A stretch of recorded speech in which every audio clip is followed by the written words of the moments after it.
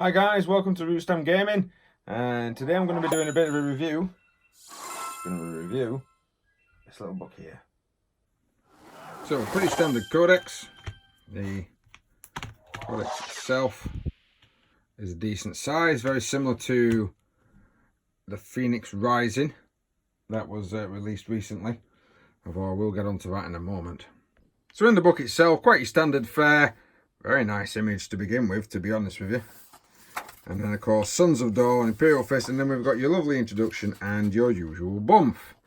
Now I'm a Crimson Fist player, so not really bothered about a lot of this. If I'm completely honest, it's Imperial Fists, although it's quite nice to read. This is the stuff that you read on an evening. Sorry, I do apologise about the burp, but I am drinking more of the black liquid.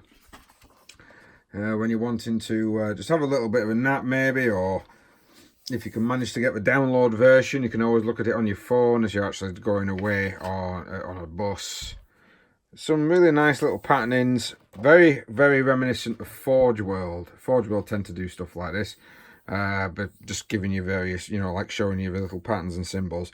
Normally go into a lot more detail, but I like the fact that Workshop's adopting some of the Forge World iconography. I really do like that image. That image is quite a good one, because you've got Reavers, Intercessors, and of course you've got a Terminator, which no word on whether or not the Terminators are filled with Primaris Marines yet, but they still seem to be old school Space Marines. Now, this is the bit that I like, Crimson Fists. Being a Crimson Fist player, if you've watched the channel, of course you're going to have seen my Crimson Fists in play. It's nice to know that they've expanded the bump on the actual Crimson Fists, giving you some little indication of telling you about the losses and the veterans, and then giving you some little indication of what people are supposed to look like. Majority of the guys, sergeants, veteran sergeants, all tend to be the same. Even if you have a look there, the captain is exactly the same as a veteran sergeant as a sergeant. I can't really see much difference. Apart from the lieutenant, or lieutenant as we call it in the UK, he's now got a red stripe across the top of his head. Fire support, close support, battle line. Unfortunately, I've never really come across any transfers that have got a black background, so you've always had to paint it in. So I've never bothered. A lot of my transfers are actually on the opposite sides. And I have been told about doing the placement of the shoulder pads wrong, but that's because I tend to copy some of the old school Rogue Trader stuff. Big fight going on. Some more lovely artwork. Again, some more information about Torgeddon. Lysander, because a lot of people are going to like using that Lysander, the Thunderhammer Storm Shield Terminator. The original sort of Thunderhammer captain. And then we've got your Pedro Cantor, my favourite guy, and it has expanded his bump just a little bit in this new book. Of course, you've got your usual pages of, hey, have a look at this stuff. Not sure about that pose. I'm not quite sure what he's trying to achieve with it. I'll be honest, I'm like, is he dodging fire? Is he breakdancing? I'm not sure. It doesn't look right. I think I'll still carry on converting my own, personally. And oh look, a Pulsar Executioner, one of the most underpointed, overpowered units in the game. sorry power gamers out there, we know you love them. More luscious Crimson Fist artwork. Yes, I know I'm waffling. So, getting to the meat of it, this is where you really want in the actual meat of the codex. It's the rules. So Captain Lysander, not really much has changed. 3-up invulnerable save, icon, Imperial Fist within 6-inch, no more than one model can flee, kind of like a veteran ability. Teleporter strike, and Rites of Battle has been reworded.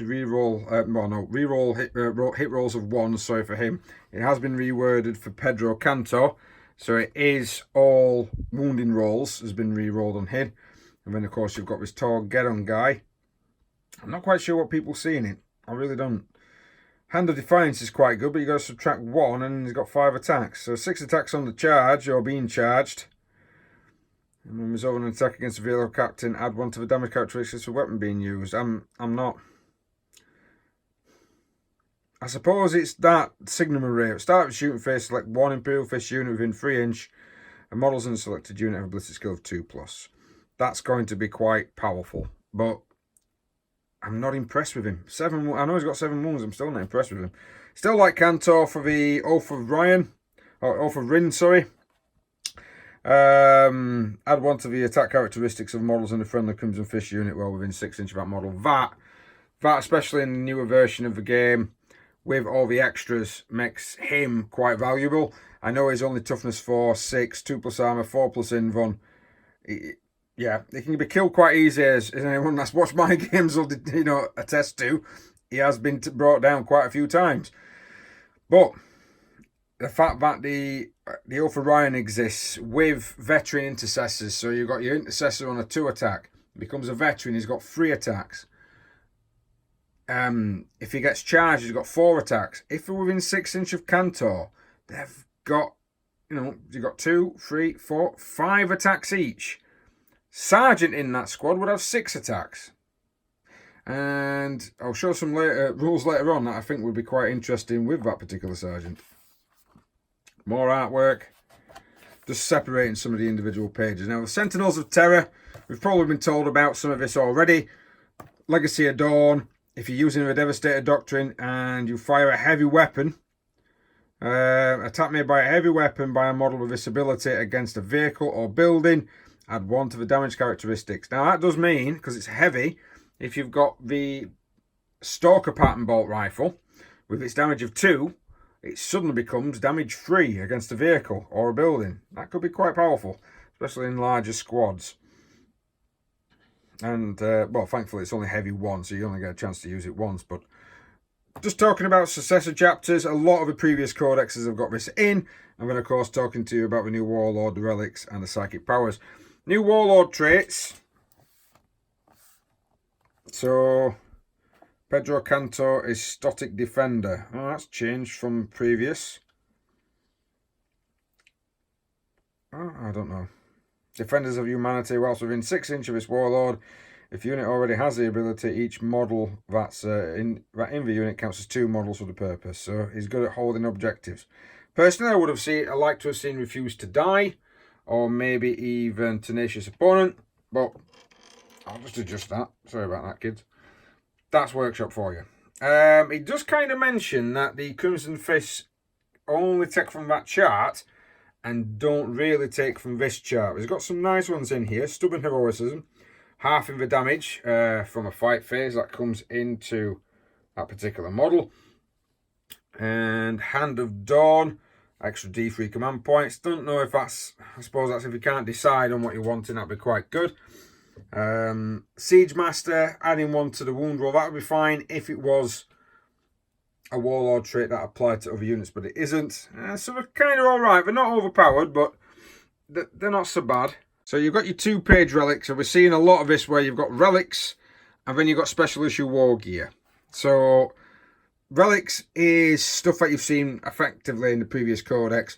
Your Fist of Vengeance is back. The times, the power fist without the -1 and a straight 3 damage. It's always good. Duty's Burden and Spartan. That was a pistol from, I believe that was a pistol in the previous book. I think it has gone up in range. That's alright for your Psycho. When a psychic test is taken, a model with a relic is attempted to manifest a psychic power, you can re-roll the result. So that's pretty good if you're actually taking a Psycho that's got the same disciplines and powers that you're using for the, your Imperial Fists or your Crimson Fists or whatever other fisty chapter you've got. My mate Gilly uses Burning Fists. We'll need to say more. Re-rolling hit rolls, re-rolling wound rolls of 1 with a ranged weapon, so you can pretty much have that as a, if you've got a captain, a very cheap captain, he's pretty much going to be a captain and a lieutenant rolled into 1, especially for ranged weapons. Captain with that is suddenly becoming re-roll hit rolls of 1, re-roll wound rolls of 1. You got your basic special issue war gear. I think we've seen mastercrafted weapon and digital weapons in others. I think we've seen artificer armor and adamantine mantle as well in other books. They do have Fist of Terror, which is another type of power fist. That allows the bearer to fight 1 additional time. So if you've got a sergeant and there is a stratagem allowing you to spend a point to give these special issue war gear to sergeants in your army. So if you gave it to an Intercessor Sergeant that's got the Fist of Terror, and then he gains an extra 1 additional attack if you're within 6 inch of Cantor, and you're a veteran Intercessor, next thing you know, you've got Sergeant with 3, 4, 5, and then +1 for being charged. 6, no, it might be 7. 7 attacks with a Power Fist on the Sergeant. Yeah, I believe that's correct. 3 for the Sergeant, +1 for the veteran, +1 for being charged, +1 for being near Cantor, that's 6, +1 for the weapon. That will be 7. 7 Power Fist attacks. That might be something I'm going to have to look into. So your psychic powers are kind of next. These are alright. Again, nothing really too overpowering. You've got your Tectonic Purge, which is effectively enemy units within 12 inches of a cycle subtract 2 from your other charge rolls. When a charge roll is made for an enemy within 12 inches of a cycle, -2. But we've got to be within 12 inches of a cycle, so hopefully they're not too close to the cycle to begin with. It could help, but it could, I mean, especially if you're in a crater or trees, then it will be a total of -4. That'd be really good, but you need to be within 12 inch of the cycle to begin with. So that's, you've got to be pretty much in their face. Rack and Ruin is another close range one. That's very situational. So that's when you're going against a building or or one enemy unit wholly within a terrain feature. Ooh, that could be quite nice actually. Roll adding 1 to result if a unit you selected was a building. For each 5+, the unit suffers 1 mortal wound. So if you've got a squad of 10 in cover, you roll 9 dice, every 5 up you get is a mortal wound. That actually, now that I've reread that could be really useful. Inferno, every enemy unit within 18 inches. Only select 1 point of the battlefield within 18 inch. Invisible, roll a d6 for each unit within 6, and it's a 4+, it suffers a mortal wound. Fortify, that will probably be used quite a lot. That is, Fortify is only got a warp charge value of 4. Now, if you're starting to put that, a model regains D3 lost wounds. That's in the psychic phase. So, if you had Centurions, as an example, and one of their numbers has gone down, and you had an Apothecary next to them that resurrected one of their numbers, it only comes back with 1 rune remaining, and then you could play that on and increase it back up to full strength. That could be quite good if you actually like using Centurions. I do. So you might see that in a couple of my games. Aspect of Stone, +2 to the strength and toughness. Again, are you going to be having, maybe mixing some of these relics with some of that? That might be quite interesting. And then Chasm's actually quite interesting. You pick a unit that can't fly within 18 inches and you can do up to 3 mortal wounds if you roll higher than its movement characteristic. Them two together, plus Smite, could do a hell of a lot of damage to just an enemy infantry unit. You could do a hell of a lot of damage to an enemy infantry unit with mortal wounds if you manage to roll high enough. And then Stratagems. Yeah, so I'm going to go to Stratagems last. You've got lots of little ones that I quite like. I like Bitter Enmity. This basically means that you can reroll hit and wound rolls against Iron Warriors. That's fluffy. I like it. I'm going to hate Hated Foe for 1 point. In the shooting or fight phase, when a Crimson Fist unit chosen to shoot or fight with, when resolving an attack made by a model against an orc, I can re-roll the wound roll.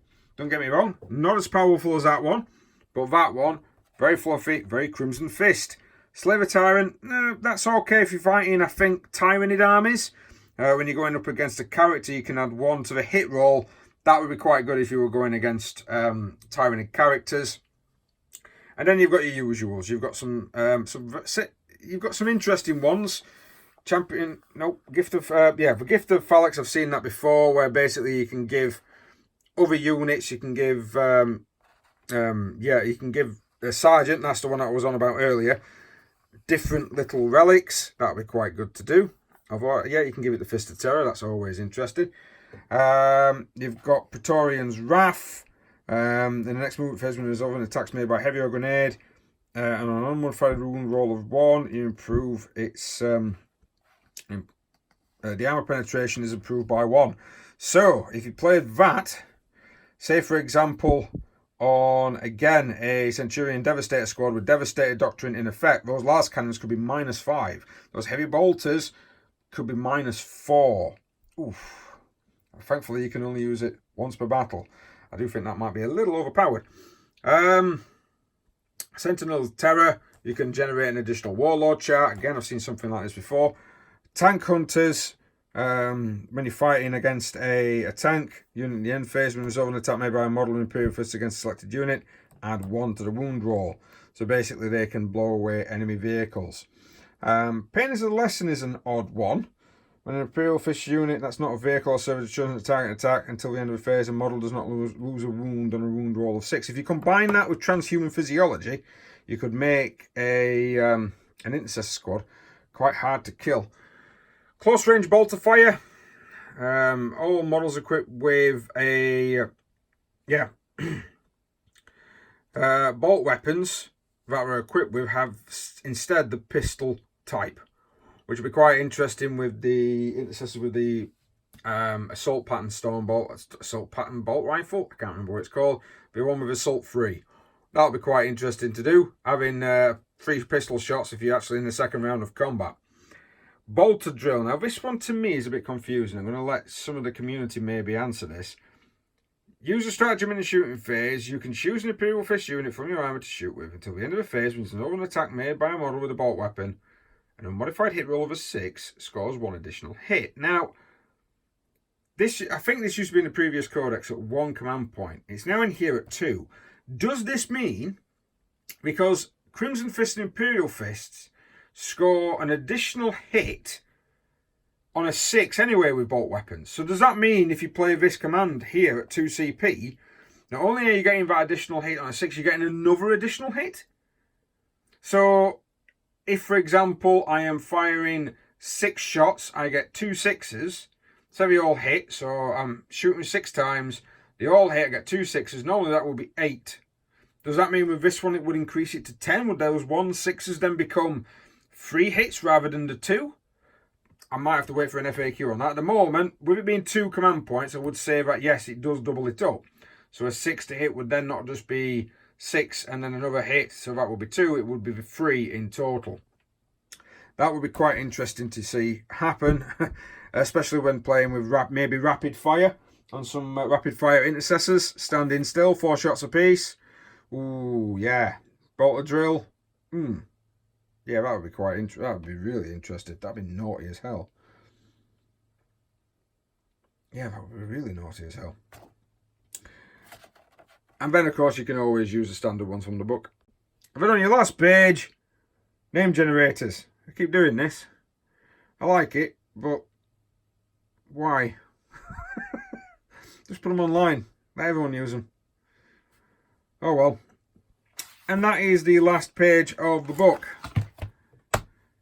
Not a little bad read. I can see it being quite, in some instances, flavourful if you like to go against Iron Hands or you're going against Orcs as an example. I don't think it's going to change a hell of a lot. The stratagems are the most important things, I would say, on that one, and maybe a couple of the psychic powers. Pedro Cantor's not really changed. You've got the new character, Torgeddon, but I suppose proof's going to be in the pudding. I think the additional 1 damage on the Devastator Doctrine, which is in there, when you're versing vehicles and buildings, that's going to be powerful. And I do think that might, against certain armies, might be tournament winning. Although, if we go against Tyranids, you're not going to get it. So against Nids, it's not going to it's not going to be that effective. Could be quite situational. I think against Guard armies it'll be quite good. Not quite sure if it will be any good against Chaos armies with all their demons running up and down though. So that's it really. There's not much to talk about in these particular books. It's quite a nice little bit of bump and you can keep your reading going. And it's a nice addition to this. But if you've got a Crimson Fist or Imperial Fist army, that's going to set you back 1750. I'm not sure that's worth 1750. That's not including if you want to buy the cards. I didn't actually buy the cards for those because I don't think I'm going to be... I'm still going to be using the cards for that, but I don't think I'm going to be using the cards for those guys that often. Especially with me being Crimson Fists. And I suppose it depends on your opponents that you're playing on. But a nice little read. A nice little book, and I'm sure there's going to be lots and lots of different combinations that people are going to be able to come out with. So it gets released on Saturday, the 26th of October. from your local GW stores. $17.50 in the UK. Not quite sure what it's going to be overseas. But if you're a Crimson Fist player and you do play them quite a lot, then it's worth getting. Especially if you're an Imperial Fist player as well. I might try and get a battle report between myself and my friend's Burning Fist, an Imperial Fist successor chapter, which he selected years and years ago. They're a very old army that he's had. And let's see if I can get a game between them two. But thanks very much for watching, guys. Please like, share, subscribe, hit that notification button if you want to see more. Apologies for some of the camera wobble there. I am having to use this handheld at the moment. But thanks very much for watching. We will definitely see you next time.